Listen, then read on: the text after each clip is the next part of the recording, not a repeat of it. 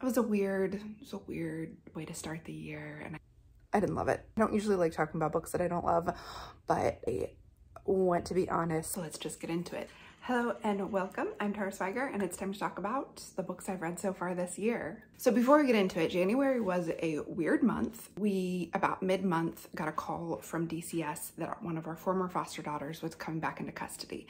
We don't really have beds for an extra person, but she only needed a temporary place to stay for about 2 weeks. We said yes, absolutely. It was the night before my second daughter's 5th birthday, and so I thought, well, that'll be fun. You'll be here for the birthday party. The birthday girl will think it's all for her. And it was fun, but it was also crazy. I found out on Wednesday, the following Wednesday, that everyone had COVID. From that point on, there were 7 of us quarantined in a house with just 3 bedrooms. And so there was no reading, there was nothing getting done in January for the rest of the month until early February, when life got a little bit back to normal. It was a weird way to start the year, and I did not get very much reading done, but let's get into what I did do so far in January and February. The very first book that I finished this year was one that was so fun and so silly. That is my best friend's Exorcism by Grady Hendrix. I have read several other books by Grady Hendrix, like the Southern Book Club's Guide to Slaying Vampires, and I enjoyed that so much that I decided I need to go back and read his backlist. And over the Christmas break, my best friend's Exorcism became available on Libby, which is how I listen to audiobooks from my library, and I loved the narrator. The book was a little slow in the beginning, so I'd started it in December and then I finished it the first few days of January. But the end, I had no idea how it was going to end, and then it ended so well. I so enjoyed it. I felt like the promise of the book, which is that these best friends really care for each other and that their friendship is kind of the central relationship in their life, that really paid off. The way that it all came together and all of these details came together at the end made it very enjoyable. And even though it is supernatural and creepy, he's not really one of the scariest writers. I know people talk about him technically being horror, but he's much funnier. He's much funnier than I expected from like a horror book. I would start with the Southern Book Club's Guide to Slaying Vampires, and actually he has a new book coming out called How to Sell a Haunted House that he just announced is going to be moved to 2023. The day I published my most anticipated books of 2022, he announced that he was moving that book to 2023, and I talked about it there. And next up, I read an ARC that I got from NetGalley, so this book I got for free. It was A Flicker in the Dark. This is a story of a girl who has moved back close to her hometown. She's a therapist, and you find out through flashbacks very early on that her father was convicted of being a serial killer and that the bodies were hidden on her property. And a journalist comes to talk to her because he says there are more girls missing and that he thinks someone is copying her father's crime, like a copycat or something like that. And they start investigating. And the book was fun. The pacing was fine. The characters were a little flat. My problem, the reason it wasn't absolutely amazing for me, is that I knew the twist immediately. And actually I was about 50 pages into it, and I turned to my husband, I was like, this is the outline of the story, what I just told you, but I know that X is the twist. And then there was another twist that I thought it might be between A and B. So then B happened, and I was like, oh, okay, I guess it wasn't the first thought I had A. And then at the end, A happened. And it was fine. So what I liked about it is that it is a fresh take on the serial killer trope. It's not coming from one of the victim's point of view, and it's not coming from the killer's point of view. It's not from a detective. It's from one of the family members of the killer, and how she deals with that trauma, because she's also a victim in all this for the rest of her life. That was interesting. The predictability of it, and the fact that the pacing was a little off is why I gave it 3 stars. If you particularly like that trope, or you're interested in reading about the family members, this might be the right book for you. It wasn't for me, but it might be because I've read too many thrillers where I want to talk about the twist with you. I want to be spoilery, but I'm not going to. So if we should have a separate spoilery discussion about all the thrillers I've read recently, I'd be open to that. Let me know in the comments if you think we should do that. At this point in the reading month, I was in a little bit of a reading slump because of all the craziness going on with COVID, with the extra 5-year-old in our house. And I read Passing by Nella Larson, and it was the perfect thing to read. It's very short. It's under 200 pages. It's just a novella. And there is a movie on Netflix based on it, which is what finally pushed me to read it. It's been on my list ever since I read and loved The Vanishing Half by Britt Bennett, because people said that it was about a similar topic of a light-skinned Black person passing as white and what they have to sacrifice in order to live in the white world. Britt Bennett's happens in current times, 70s, 80s, 90s, and Passing is set in the 20s. It was written in the 20s. It feels so fresh and modern. The writing is clear and crisp and fun. I love the way that the story is told. I assumed that it would be told through the eyes of the person who is passing, who passes over from living in the world with in a Black community to living in the white community, which at the time in the 20s is of course very segregated. And instead, the narrator is a woman who is also a very light-skinned Black woman, and she lives within the Black community and married a Black husband, and she runs into this girl that she knew from growing up who is living as a white woman. She meets her husband, who is incredibly racist, and they talk about having children and being afraid of what the children will look like, which reminded me of the whole thing with Meghan Markle and Prince, I always say the wrong one, Prince Harry. That's why it felt so modern. I feel like these exact topics that she thought about and was writing about and spoke about with her friend were still in the news today. So I heartily recommend you read it. Like I said, it's under 200 pages. It's perfect if you're looking for a novella. It is a classic of literature. If you're doing the Read Harder Challenge and you're looking for a classic written by a person of color, this is it, Passing by Nella Larson. Next up was the reading I did in February. Specifically in February, as you know, if you've seen the TBR video, which I'll link below and up here in the cards, I read books by Black authors and about Black characters as part of Blackathon, which is led by Jessie of Bowties and Books. I read another novella, which is interesting. I hardly ever read novellas or books as short, but I think my attention required it. So I read Ring Shout by P. Djeli Clark. This is a horror novel set again in the 20s or 30s, where 3 Black women have supernatural ability to see the monsters underneath some members of the KKK, and they hunt the monsters.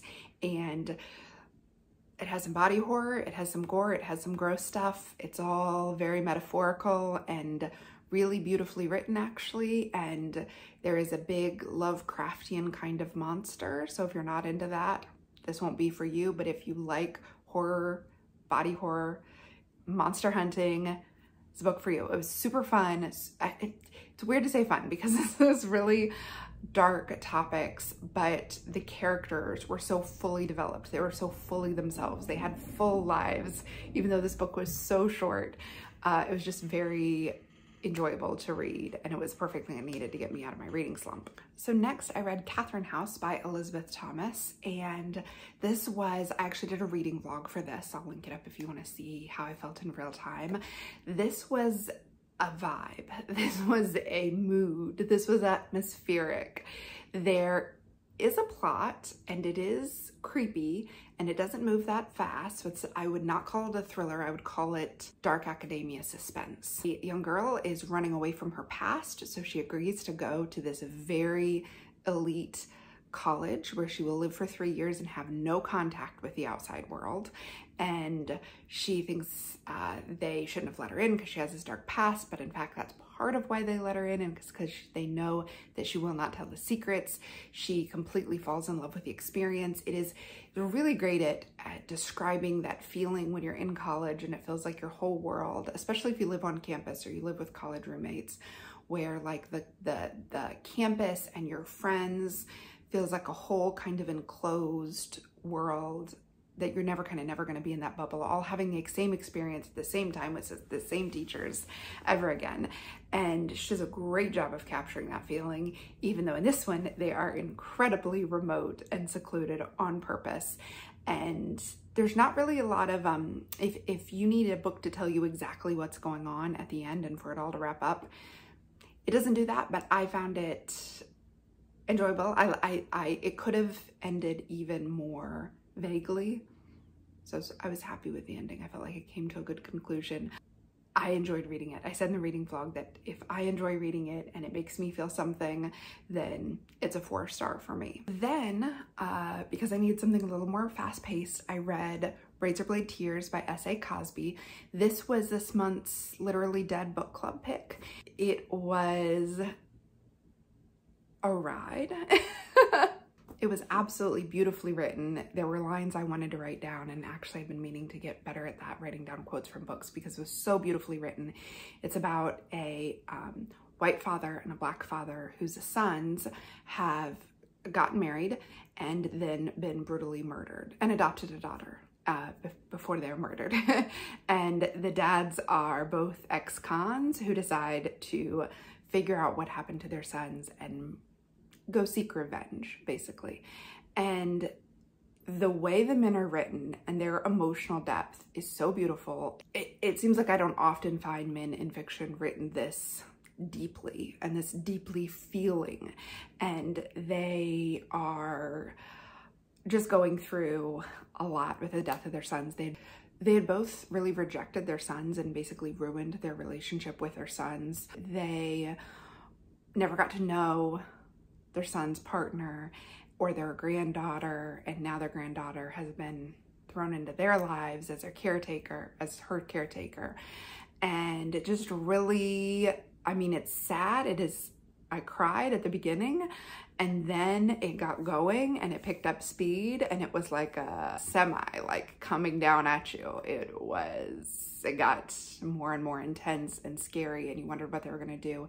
The men learn a lot about the LGBTQ community, and in fact, in parts, it was pretty didactic. Like a character would say the thing that they needed to learn about, like, trans women are women too, or our sons deserved our unconditional love. Yeah, like I think that the author felt like they had to make it explicit, because maybe these characters would have made it explicit because it was such a revelation for them as they go on this journey. But it's so interesting that this journey of becoming more accepting and loving includes so much revenge and so much violence, and it is very violent. It is very splattery. It has a big finale. I would recommend this if you like fast-paced kind of chase movies or books, where if you like revenge thriller. It's got a little bit of a mystery. You don't know quite who the person who caused it all is, but I guessed that as soon as we met that character. But that didn't ruin the fun of it, because unlike Flicker in the Dark, it wasn't about who did it. It was about the journey these guys were on together and their growing friendship. It was a little on the nose about both race and gender, but it was also really fun to read. So that is Razorblade Tears by S.A. Cosby. I would definitely recommend you read it. As I record this, I am reading The Perfect Ruin by Shanora Williams, which is a book I found while book shopping in that vlog that I'll link to. And it is the group read-along book for the Blackathon read-along book for the readathon. And I am 150 pages into it. And the first 50 to 75 pages moved pretty slow. I think if I wasn't reading it for the read along, I might have went ahead and stopped it and DNF'd it. But now I want to know what happens. The reason it feels slow is that we're in the head of a woman whose life was ruined. We don't know what happened. We just know her life was ruined, and that she learns the name, and this happens in the first few pages, of the woman who ruined her life. And so she plans to ruin her life. And all she talks about, all she thinks about, because it's first person, is getting back at her and how she doesn't know what's coming and that she's gonna have the ruin of her life. But she never, if you're in her head, she never thinks about what her plan is other than to ruin her life. So you don't know any of the specifics, which I think is part of what's supposed to be like the tension, the driving tension. There are so many repeating, repetitive thoughts. She's going in so many circles. She's thinking about things so much. It's more like it's telling you instead of showing you. She's not doing actions, and because you're in her head so much, you're like, well, why wouldn't at this point I know what happened to your family? 150 pages in, I should know something. I'm interested to see where it goes. I mean, it might really pick up. I usually don't stop and ask myself, what's this book doing? What's it not doing? When I'm halfway through, I'm usually like, okay, well, I'm gonna finish it. Or I just get tired of waiting and I put it down and I end up not coming back to it. So talking about it at this point feels a little, well, we'll see. I will pop back in if I get a chance to. If I finish it by the end of the month, before this video goes up, I will pop back in and tell you what I thought of The Perfect Ruin. So I'm popping in with a little update because I just finished The Perfect Ruin by Shanora Williams. It is the last day of February, so I finished it just in time, and I did not love it. So weird. You knew one of the characters was in therapy, and then you find out that it's because she has this specific mental health disorder and someone is using that to their advantage, and that's one of the twists. And it's just my least favorite trope, and it's really hard to talk about when you don't like one of the twists, like the trope of the twist, without ruining the book. But I feel like this one was early enough, and then there's multiple twists after it that aren't related to mental health, and I didn't tell you any specifics about it. It's hard to talk about it without giving anything away because I don't want to spoil it for you unless you want to read it. Maybe that doesn't bother you at all. It's just one of those things that I'm particularly dislike in books as a person who's dealt with depression and anxiety. So I'm really sensitive to when a book has a character, and it's not what makes her bad and it's not what makes her evil, which I really appreciate, but it is what makes one of the characters easy to manipulate. And the way it's written and the way it comes out is like at the end of the book is like the writing. I was trying to figure out why I wasn't enjoying it as I was reading it, because I usually love, this is a very gossipy, rich people behaving badly, fake friendship, mean girls kind of book, which I'm typically here for. But then I realized, I read a sentence and I was like, I feel like this phrase keeps being overused. Sure enough, 20 pages earlier, so at the beginning of chapters 18, this isn't spoilers at all, it says, the perks of having a rich best friend were so much more than I had imagined. 20 pages later, being her go-to girl and new best friend had many great perks, one of which was shopping. And a lot of the writing was like that. It wasn't bad. It was just kind of repetitive. And you kind of learn the reason why it's repetitive later in the book. But I feel like if that had been revealed earlier, it wouldn't have been a twist. And also the parts that felt weak in the writing are actually part of the character. I love when you get a book that's like that, like you're really from a character's perspective. And so it's flawed in the way that people are flawed. But this one, you don't find the important thing out about the character until way too late, till you've already read 200 pages of this writing. You're like, why is it written like this? I didn't love it. I don't usually like talking about books that I don't love, but I want to be honest, and I always really struggle with how to talk about a book that I didn't love because I so respect what the author did, and I don't give reviews on Goodreads if it's under 3 stars. Like, I just leave it blank. Just because I didn't love something doesn't mean someone else won't love it. The things that really bother me in a story are often not things that bother other people. Everybody has their own things that they like and don't like in a story. You might love these twists. You might love this kind of gossipy Real Housewives kind of thing. Several of the people who read this book with the readathon gave it 5 stars. So The Wandering Reader was our Team Thriller Suspense host over on Instagram. She gave it 5 out of 5 stars. She said it reminded her of the Real Housewives. It was gossipy. It was fake friendship. She loved all that about it. Some people will absolutely love it. And that's why I struggle to say I didn't like a book. But just because I didn't like it doesn't mean you won't like it. It wasn't for me, but it's probably for a lot of people. So I'm going to go on and link to the Wandering Reader's review over on Instagram so that you can see what she did like about it, so you can make a better decision if you want to read it. And just a few days ago, I read Born on the Water from the 1619 Project. This is a kids' picture book about a young girl who in class gets asked to write and think about her family history and where they're from. And the other kids in class, you know, draw European flags and say, oh, my family came from here, my family came from there. And this little girl feels like she can only go back as far as her great-grandparents because before that, the generations were enslaved. And so she says, like, we don't have a history. And her grandma says, no, no, no, we have a great history.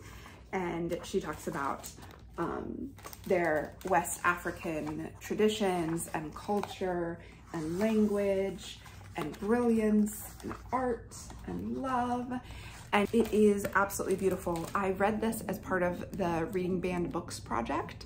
I'll have a video about that in March, but there's just a hashtag Read Banned Books 2022. And I'm picking up some of the books that have been banned a lot. And I can't imagine not having this in a kid's school library. It's a great picture book. The other two books I'm kind of in the middle of is All Along You Were Blooming by Morgan Harper Nichols. Thoughts for Boundless Living. This is a book of poetry, and so I just read a little bit of it each morning with my coffee. I'm not rushing to get through it, even though I'm sure it is due back at the library. And I am just really enjoying it. And I'm also reading regularly the essays and interviews in This Long Thread, Women of Color on Craft, Community, and Connection by Jen Hewitt. I'm taking my time with this because I'm enjoying it so much. So I really recommend this book if you are a maker or artist of any kind, but especially if you're into fiber art, spinning, knitting, quilting, crochet, embroidery, because that's really who it focuses on. It just feels like the kind of book you want to have in your library to get to know other makers in art. It's just very inspiring for my own, I wouldn't call it art, just my own craft and making. So that's This Long Thread by Jen Hewitt. That is it for what I am reading so far in January and February. Love to know what you've been reading. Please share it in the comments below. And if you enjoyed this video, you'll probably enjoy my best of 2021 or my TBR for February, what I intended to read, and you compare it to what I actually did read. My plans were a little loftier than reality. Thanks and happy reading.